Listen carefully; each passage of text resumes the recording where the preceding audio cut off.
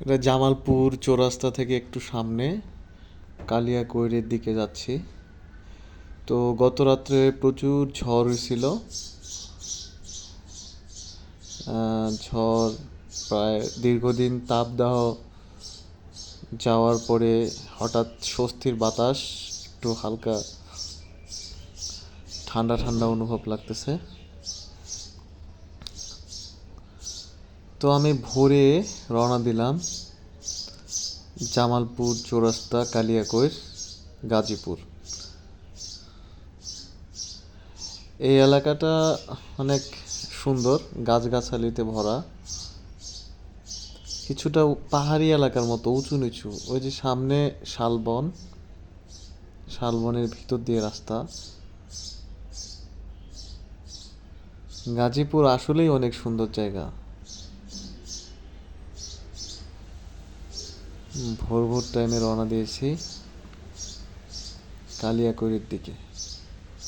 সামনে একটি বিল আছে, মকশ বিল নাম। তো মকশ বিলকে ঘিরে ওখানে কিছু হোটেল হয়েছে। সেই হোটেলে প্রচুর পরিমাণে মাঠা পাওয়া যায়। মানে এখানকার এই জায়গাটা বিখ্যাত হচ্ছে মাঠার জন্য। সবাই ঘুরতে আসে এখানে সপ্তাহে ছুটির দিনে অথবা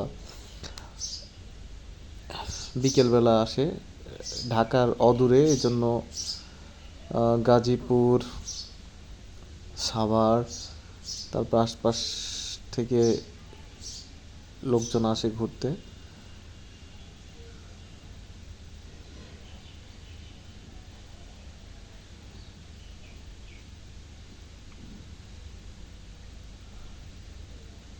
আসলে সবার দ্বারা বাংলাদেশের সব জায়গায় যাওয়া সম্ভব না। বাংলাদেশটা যদিও ছোট একটা দেশ, আমরা বিভিন্ন প্রয়োজনে অনেক জায়গায় যাই, কিন্তু সব জায়গায় যাওয়া সম্ভব না। তাই আমার এই চ্যানেলের মাধ্যমে আমি চেষ্টা করেছি যে বাংলাদেশের প্রত্যন্ত ওই জায়গাগুলো আপনাদেরকে দেখানোর জন্য চেষ্টা করছি।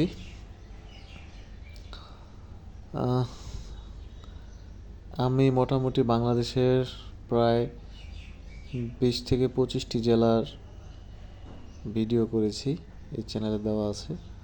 এই যে ঝড়ে রাস্তার উপরে গাছ ভেঙে পড়ে আছে। গত রাত্রে ভালোই ঝড় হয়েছে। এই যে একটা গাছ উঠে গেছে একবারে ঝড়ে। ওই যে সামনে আরও ভালোই ঝড় হয়েছে এখানে। আর গাজীপুরের মাটি আমি জানি না, এখানে ঝড় হলে মানে গাছ পড়বেই। এর আগে যত ঝড় আমি দেখছি এখানে, বেশিরভাগ ঝড়ে দেখি গাছ উঠে যায়, মানে উপড়ে যায়। এখানকার মাটিটা একটু লাল মাটি, মনে হয় বৃষ্টি হলে নরম হয়ে যায়। নিচের দিকে উঁচু নিচু রাস্তা, মাটির কোয়ালিটি খুব খারাপ। এই এলাকায় কাঁচা রাস্তা, মানে মাটির রাস্তায় আপনি বর্ষাকালে গাড়ি চালাতে পারবেন না, মানে খুব ভয়ানকভাবে খারাপ হয়। আর একটু সামনে বিল। আমি পরবর্তী ভিডিওতে আপনাদেরকে বিলটি দেখাবো। চ্যানেলটি সাবস্ক্রাইব করে পাশে থাকবেন। বাংলাদেশের আনাচে কানাচে যত জায়গা আছে ইনশাআল্লাহ আমি ভিডিও দেওয়ার চেষ্টা করব। আমার এই চ্যানেলে আপনারা অলরেডি ঢাকা থেকে ঠাকুরগাঁও পর্যন্ত ভিডিও পাবেন। এর মধ্যে বেশ 7 থেকে 8টি জেলার ভিডিও দেওয়া আছে। হাইওয়েতে কিভাবে গাড়ি চালাতে হয়, কিভাবে বাইক চালাতে